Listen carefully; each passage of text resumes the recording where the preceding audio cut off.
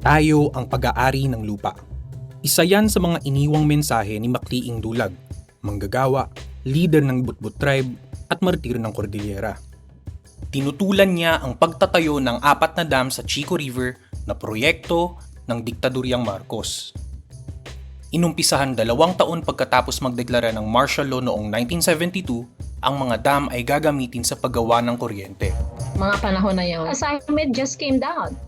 He just said na, oy, pupunta ka sa Kalinga, Apayao. It's a fact-finding mission. I knew it was dangerous. Kasi by that time, ang daming editors ng Collegian ang na-aresto, na nasa kulungan. Diba? I was one of the 2 or 3 survivors. Isa si Tres Martelino Reyes sa mga unang nag-ulat tungkol sa pagpaslang kay Makliing Dulag. Sinasabi sa akin nung mga villagers, kasi dumating yung mga sundalo nung gabi sa bahay niya. Tapos, pagdating nung mga sundalo, pinalalabas siya na they were yelling at him to come out. Makliing, lumabas ka! Kung ano man ang kailangan niyo sa akin, pag-usapan natin pagliwanag bukas. Bubuksan mo ba o tatadtarin namin ng balay ang bahay mo? Sinabihan niya yung wife niya na lock mo yung pinto, pero dinala niya yung lampara niya so she could see what she was doing. That was his downfall. Because of that, the soldiers could see his shadow, and the soldiers could see where to hit him. I think he was hit in 10 places in his body, tapos 13 bullets pa na nakita dun sa ground. At talagang they were meant to kill. Kasi apparently, lahat ng efforts nila to convince him, to bribe him, to stop the fight against his opposition to the dam, walang nag-work. Makagagawa raw ng 1,010 megawatts na hydroelectric power ang Chico River Dam. Ito raw ang solusyon sa energy crisis at magiging mura ang kuryente. Pero may kapalit. Lulubog ang mga barangay sa Kalinga, Mountain Province at Apayao. Tinatayang 100,000 tao ang maaapektuhan at 5,000 ang kailangang lumikas sa lupang minana pa sa mga ninuno nila. Kasi yung mga tribes doon nag-aaway-away before the Chico River Dam began. Pero si Makliing was able to unite them. Parang he was able to convince them na we have a greater cause. We're going to lose our land. We're going to lose our livelihood. We're going to lose our life. From what they were saying, he was the only one who could do that, who could unite the people and who would listen to him. So he's a charismatic leader. He had integrity.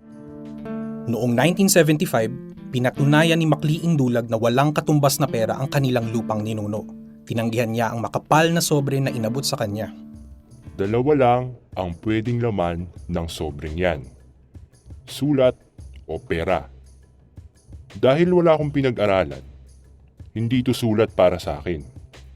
Kung pera naman, binibigay lang yan sa taong may binibenta. Wala akong binibenta. Sabi sa akin nung mga villagers na actually yung lupa nito ancestors namin to eh. Kasi dito namin binibury yung mga patay namin. So actually dinidesecrate mo yung graveyards ng aming mga ninuno. Ito ang mga binitawang salita ni Makliing Dulag, 3 buwan bago siya patayin noong April 24, 1980. Kung kayo, sa paghahanap nyo ng maginhawang buhay, naninira kayo ng buhay ng iba, tutol kami dyan. Ang sa amin, kayong nangangailangan ng kuryente, hindi iniisip ang mangyayari sa amin at masisira ang aming buhay. Ang pangangailangan ba sa kuryente ang magiging dahilan ng aming kamatayan? Ang paggawa ng mga dam sa aming ilog, makasisira sa aming mga ari-arian na aming kinabubuhay. Kaming mga taga-Kalinga, kilala sa mapayapang pamumuhay. Pero yung proyekto ninyong dam, nagdadala ng gulo sa amin. Kaya Kalimutan na ninyo yung dam. Ayaw namin yan. Yung people like MacLean na hindi lahat naintindihan what he fought for and what he succeeded in doing, especially the young people need to know. He's not well schooled. Hindi siya yung somebody that would naturally be, he's not an accomplished person. In a country where we lack role models, we need to know na merong mga brave souls that cannot be bought or bribed and who live with principles. Tinatanong nyo kami kung pag-aari namin ng lupa at kinukutya kung meron kaming titulo. Kapag tinatanong namin ang ibig sabihin yan, sinasagot nyo kami ng pabalang. Hambog na sabihin na pag-aari mo ang lupa. Kung sa totoo'y pag-aari tayo ng lupa. Paano mo maaangkin ng isang bagay na mananatili kahit matagal ka nang wala? Hindi itinuloy ang Chico River Dam Project dahil sa matinding galit ng mga tao matapos patayin si Macleing Dulag. Pero pagkaraan ng mahigit 40 taon, may bagong banta sa mga taga-Kalinga. Pinag-aaralan muli ang pagtatayo ng hydroelectric power plants na magbibigay ng mahigit 500 megawatts na kuryente mula sa Chico River. Diba, he sacrificed his life for this cause. And he inspired his people to stand up for their rights. He was killed for it. That's the classic definition of a martyr, di ba?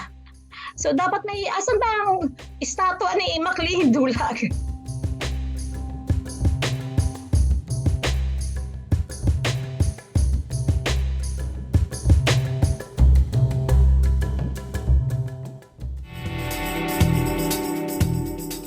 Dito sa What the F Podcast, walang murahan, usapang facts lang.